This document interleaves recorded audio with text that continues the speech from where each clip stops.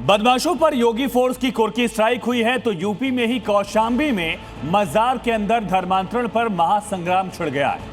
दरअसल मजार में तोड़फोड़ के बाद भाईजान और बजरंग दल के कार्यकर्ता आमने सामने आ गए। वहीं सलार गाजी की मजार पर धर्मांतरण का धंधा चलाने वालों पर योगी फोर्स का बड़ा एक्शन हुआ।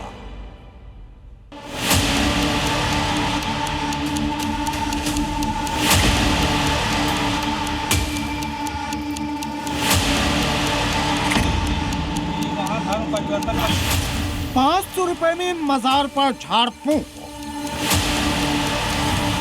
₹5000 में धर्मांतर, हिंदुओं को मिनटों में मुसलमान बनाने का आरोप। कौशांबी के सैयद सालार गाजी की मजार पर धर्मांतरण की खबर जैसे ही फैली, बजरंग दल के कार्यकर्ताओं ने धावा बोल मजार को पूरी तरह तोड़ दिया। मजार के अंदर मौजूद कब्रनुमा आकृति की एक एक ईंट उखाड़ दी। कुछ कार्यकर्ताओं से कुछ दिन से सूचना मिली थी कि वहाँ धर्म परिवर्तन का कार्यक्रम चल रहा है, जहाँ महिलाओं का शोषण भी होता है। पानी में कुछ नशीला पदार्थ मिला के महिलाओं का शोषण हो रहा है। ये चंदन कुमार पीड़ित, इन्होंने ही धर्मांतरण की शिकायत की। आरोप लगाया था कि झाड़ फूंक के नाम पर सैयद सालार गाजी की मजार पर पैसे लेकर इन पर धर्मांतरण का दबाव बनाया गया।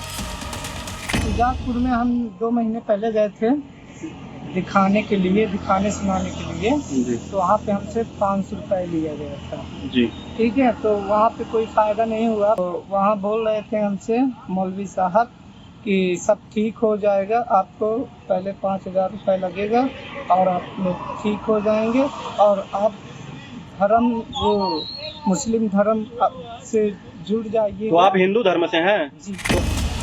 आरोप है कि झाड़ फूंक और इलाज के नाम पर मजार पर हिंदू महिलाओं को बुलाया जाता, पैसा वसूला जाता। झाड़ फूंक का असर नहीं होने का डर दिखाकर पीड़ित परिवारों को इस्लाम कबूलने का दबाव डाला जाता। इस्लाम धर्म कबूलने पर ही झाड़ फूंक का असर हो, इसका डर दिखाया जाता। चंदन पर भी मौलानाओं की गैंग ने कलमा पढ़ने, उर्दू सीखने और अन्य धार्मिक प्रक्रियाएं अपनाने का दबाव डाला था।